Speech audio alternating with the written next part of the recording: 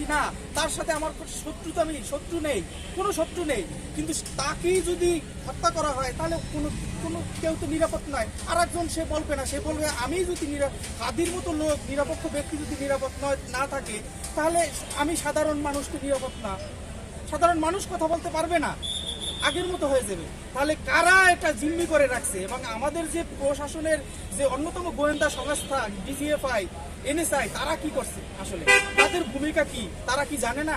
অবশ্যই জানে। তারা প্রকাশ করুক, তাদের যে এলিগেশন আছে তারা বলুক জনগণের সাথে। তাহলে তারা যদি প্রকাশ না করে আমরা বুঝবো তারা দেশের বাংলাদেশের স্বাধীন ভূমির সাথে তারা প্রতারণা করছে। এই প্রতারণার জন্য তাদের বিচারের আওতায় আনা হচ্ছে। আপনার কাছে কি মনে হচ্ছে এরকম নিরাপত্তাহীনা বাংলাদেশে নির্বাচন হওয়া আসলে পারবে নির্বাচন কমিশন?